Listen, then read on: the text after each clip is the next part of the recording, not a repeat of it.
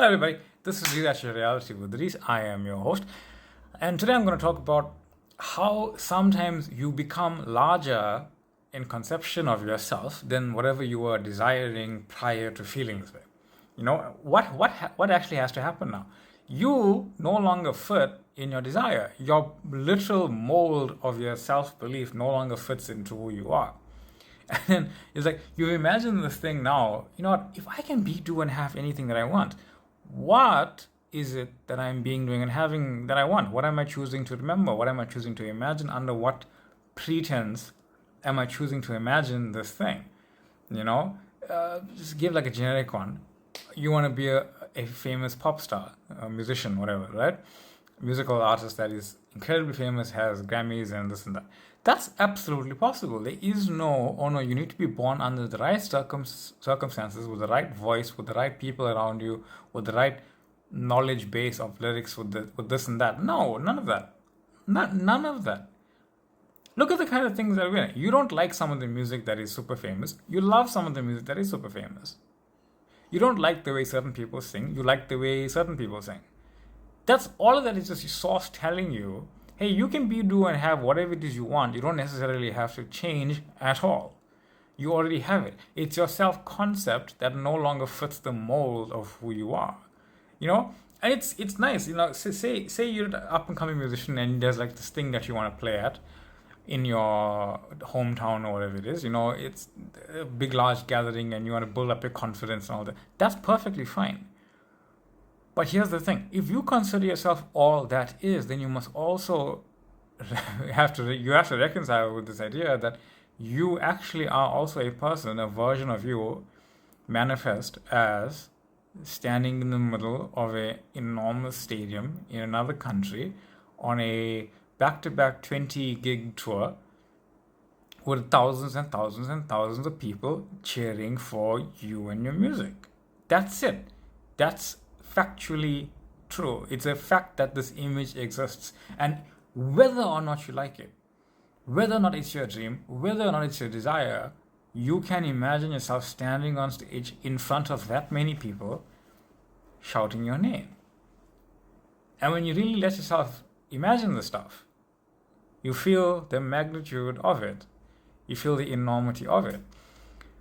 You know, you really do feel it. And sure, sometimes you feel a little small, and then when you go back to your scene, you think, this is too big for me, I can't have this, especially when you start adding in other things that you desire.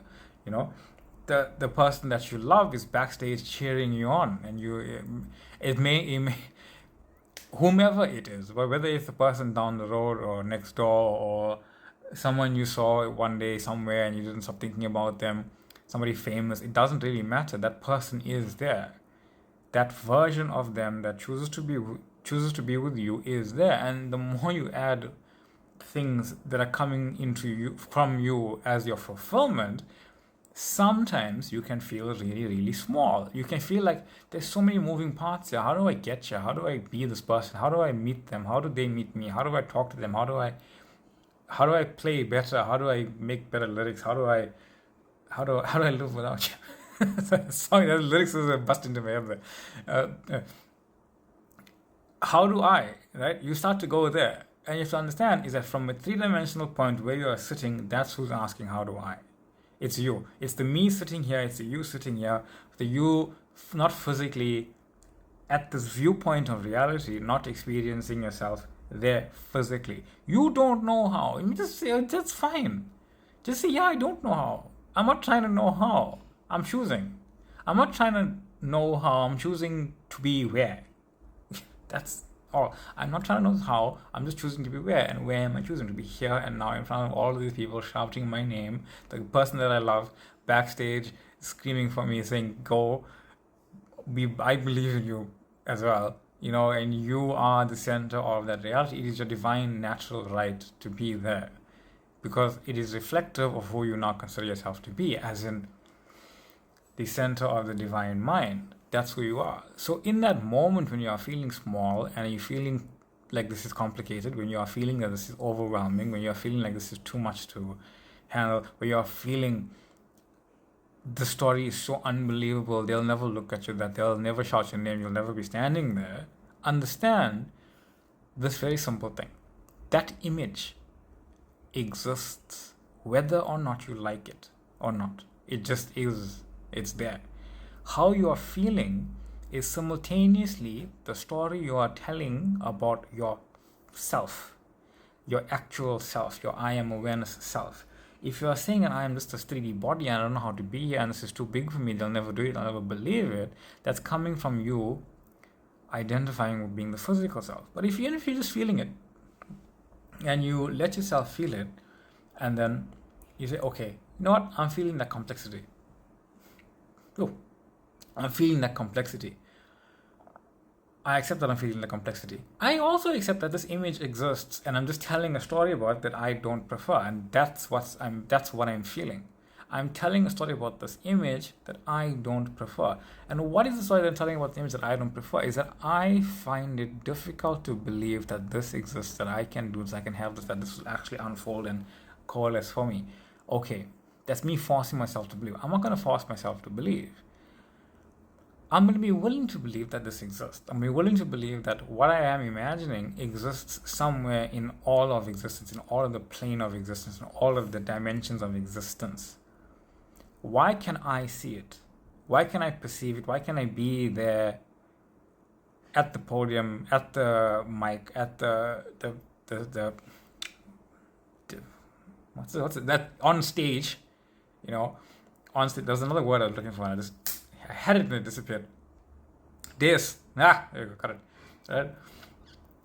Standing there, I can imagine myself standing. I can hear the voices cry out for me. I can feel my specific person behind me backstage. I can know I arrived there in the car that I wanted to arrive. Like I am knowing I have another one tomorrow and I came from one before that, the day before. I am knowing that in the scene, I'm creating a past and a present in that moment. Why can I do that? I am accepting the fact that I am all reality altogether, and I am experiencing myself in that viewpoint looking out into the world. Here is a little bit of a deeper thing. You are also everyone in the crowd. You are a specific person. You are the stage. You are the dais. You are the podium. You are the mic. You are the sound. You are the identity. You are everyone watching, and you are the one watching them, and you are the self watching all of it. You are in the crowd looking at yourself. Do that. Put your awareness in the crowd and look up at yourself on stage. That's how you know your awareness, because this frame just exists. But here's the thing. You exist as an anchor as to which part of the frame you're going to physically experience. So which part of the frame are you? What frame are you calling? See, everyone in the stadium can be up on that stage, and that physical version of you on the stage can be in the crowd. It all just exists. All iterations of the same frame exist, making it not the same frame, making it completely different. A completely different viewpoint, a completely different version of reality. It's completely different. It has no meaning, it has no story back and forth, it just is exactly that. We are the ones that string together reality. And now here comes the thing. You know you're the one that strings together reality, but you also know you're not the one that physically strings them together. It's your higher self doing it. Your higher self is unfolding every single thing for you, through you, and as you. You don't have to worry. You just have to choose an identity. I choose the identity that experienced this and that. That's who I am. I accept that I am reality. That's a part of my reality. That's a part of the reality that I am. It's what I choose, what I consciously choose, it's what I say yes to. And anything else that unfolds in it and as it, something that I was just unaware of, that I became aware of, and I can do and be and express how it is I want to be in that moment, however I choose to. Because I frankly don't know the right direction. I can only assume what I consciously chose is me going in that right direction. And even if I think I made a mistake, it doesn't matter. I can always put my awareness back onto what it is I desire, going back to my end, repeatedly doing that.